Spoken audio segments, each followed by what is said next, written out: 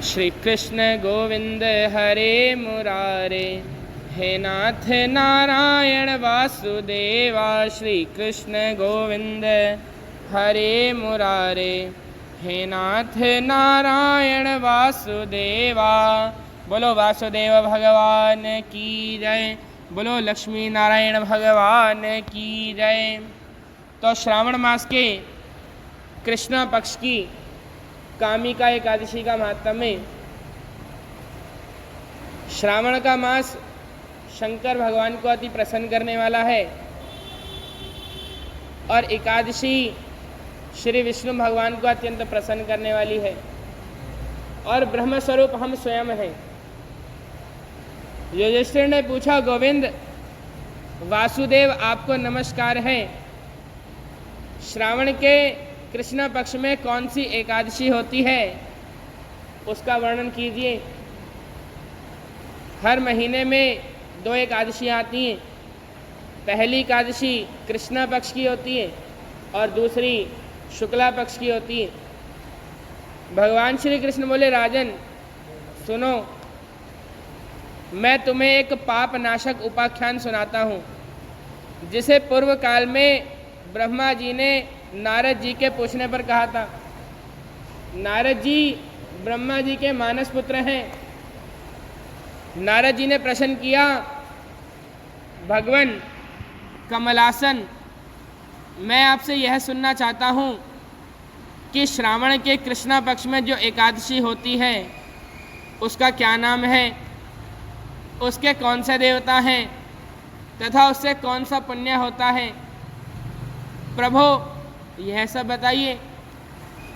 वास्तव में पुण्य से सुख मिलता है। क्या मिलता है? पुण्य से सुख मिलता है हमें। इसलिए वो कहते हैं, मुझे बताओ। ब्रह्मा जी ने कहा, नारद सुनो, मैं संपूर्ण लोकों के हित की इच्छा से तुम्हारे प्रश्न का उत्तर दे रहा हूँ। अर्थात प्रश्न आपका है, लेकिन इस प्रश्न के उत्तर से सुखी सारा संसार होगा। सुखी सारा संसार होगा। श्रावण मास में जो कृष्ण पक्ष की एकादशी होती है उसका नाम कामिका है। उसके स्मरण मात्र से वाजपेयी यज्ञ का फल मिलता है। इतना लाभ ये एकादशी देती है कि सिर्फ इस एकादशी को याद करने से, इस एकादशी का ध्यान करने से, इस एकादशी का नाम लेने से वाजपेयी यज्ञ का फल मिल जाता है।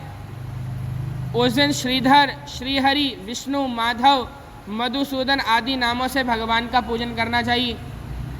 भगवान श्री कृष्ण के पूजन से जो फल मिलता है वह गंगा, काशी, नैमिषारण्य तथा पुष्कर क्षेत्र में भी सुलभ नहीं है। वास्तव में नाम जप करने वाली जीवा जो है वो हमारे अधीन है।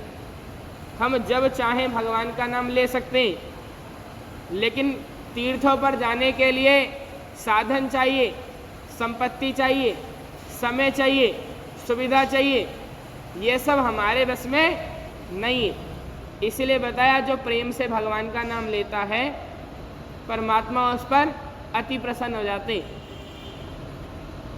सिंह राशि के बृहस्पति होने पर तथा व्यतिपात और दंड योग में गोदावरी स्नान से जिस फल की प्राप्ति होती है वही फल भगवान श्री कृष्ण के पूजन से मिल जाता है।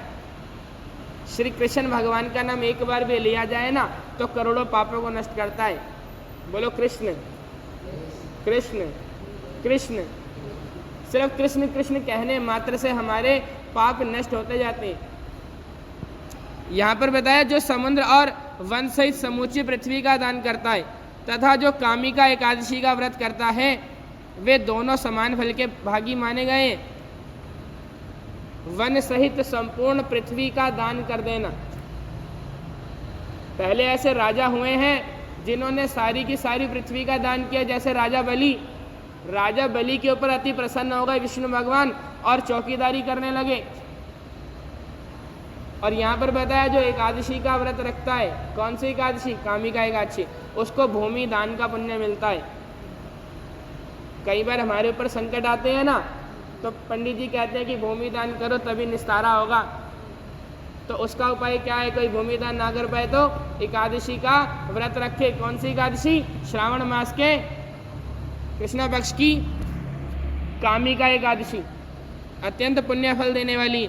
जो ब्याही हुई गाय को अन्य सामग्रियों सहित दान करता है, उस मनुष्य को जिस फल की प्राप्ति होती है वही कामिका का व्रत करने वाले को मिलता है। इतनी महान एकादशी।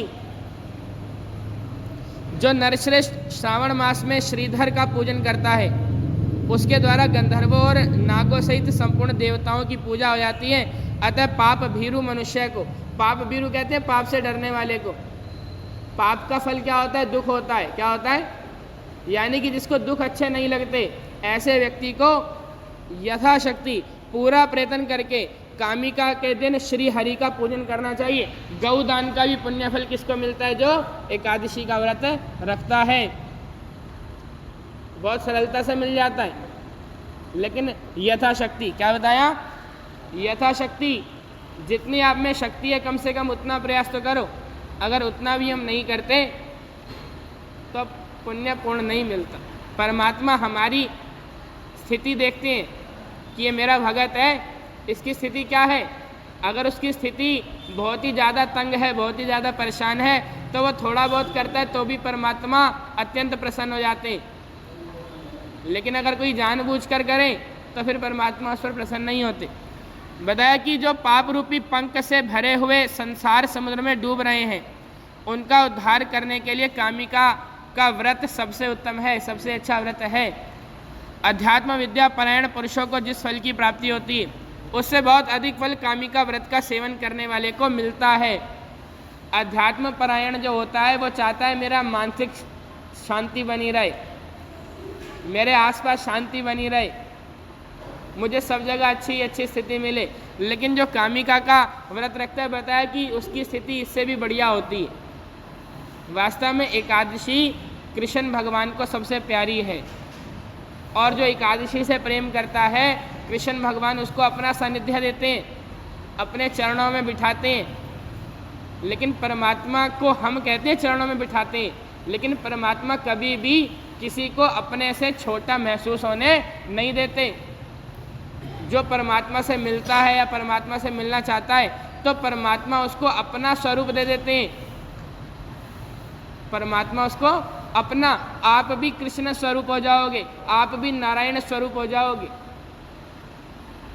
इसलिए वो परमात्मा है, क्योंकि संसार में कोई भी किसी को अपने जैसा नहीं बनाता, अपने से छोटा कमज़ोर बनाकर रखना चाहता है। इसलिए कहते हैं संसार का भरोसा नहीं करना चाहिए।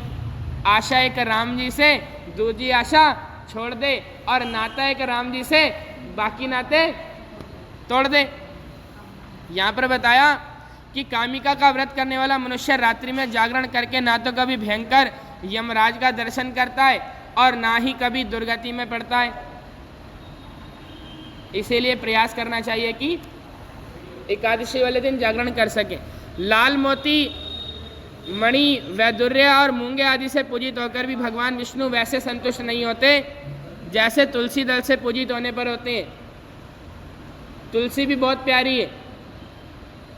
कहा कि अगर कोई एक तुलसी का पत्ता भी चढ़ा दे तो परमात्मा उस पर इतने प्रसन्न हो जाते हैं जितने प्रसन्न वो हीरे मोती चढ़ाने वालों से नहीं होते। परमात्मा कहते हैं कि निर्मल मन जन सो मोहि पावा, मोहे कपट छल छेद्र न भावा।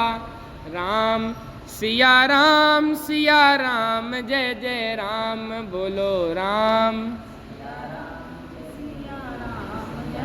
कहते निर्मल मन जन सो मोहि पावा, मोहे कपट छल छिद्र न भावा। मुझे कपट अच्छा नहीं लगता। अगर कोई मन में कपट रखे और दुनिया भर का सोना चांदी लाकर परमात्मा को दे दे तो परमात्मा खुश नहीं होते। लेकिन किसी के मन के भाव अच्छे और वह सिर्फ एक तुलसी का पौधा लाकर कन्हैया के साथ रख देना तो कन्हैया इतने प्रसन्न हो जाते हैं कि उसके लिए खजाने भर देते हैं। कहते हैं देने वाला जब देता है तो छप्पर फाड़ के देता है। समझना चाहिए। बताया जिसने तुलसी की मंजरियों से श्री केशव का पूजन कर लिया उसके जन्म भर का पाप निश्चय ही नष्ट हो जाता है। जो दर्शन करने पर सारे पाप समुदाय का नाश कर देती है, स्पर्श करने पर शरीर को पवित्र बनाती है, प्रणाम करने पर रोगों का निवारण करती है, जल से सींचने पर यमराज को भी भय पहुंचाती है, आरोपित करने पर भगवान श्री कृष्ण के समीप ले जाती है और भगवान के चरणों में चढ़ाने पर मोक्ष रूपी फल प्रदान करती है। उस तुलसी देवी को नमस्कार है, नमस्कार है, नमस्कार है। बताया कि जो मनुष्य एकादशी को दिन रात दीपदान करता है उसके पुण्यों की संख्या चित्रगुप्त भी नहीं जानते। दीपदान करना चाहिए, तुलसी माता की पूजन करनी चाहिए। दीपदान कैसे करना चाहिए? दीपदान या तो ब्रह्म मुहूर्त में करना चाहिए या फिर जिस समय सूर्यास्त होता है उसी समय करना चाहिए। एकादशी के दिन भगवान श्री कृष्ण के सन्मुख जिसका दीपक जलता है उसके पितर स्वर्गलोक में स्थित होकर अमृत पान से तृप्त होते हैं। श्री कृष्ण भगवान के सामने दिया जलाना चाहिए एकादशी वाले दिन। घी अथवा तिल के तेल से भगवान के सामने दीपक जलाकर मनुष्य देह त्याग के पश्चात करोड़ों दीपकों से पूजित होकर स्वर्गलोक में जाता है।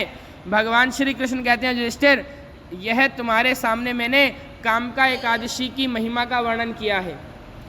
कामिका सब पातकों को हरने वाली है, अतः मानवों को इसका व्रत अवश्य करना चाहिए। यह स्वर्गलोक तथा महान पुण्यफल प्रदान करने वाली है। जो मनुष्य श्रद्धा के साथ इसका महत्म्य सुनता है, श्रवण करता है, वह सब पापों से मुक्त होकर श्री विष्णुलोक में जाता है। और इस प्रकार श्रावण मास के कृष्णा पक्ष की कामिका एकादशी का महात्म्य संपूर्ण हुआ। बोलो बांके बिहारी लाल की जय, बोलो नारायण भगवान की जय, बोलो श्रीमन नारायण नारायण नारायण श्रीमन नारायण श्रीमन नारायण नारायण नारायण श्रीमन नारायण नारायण।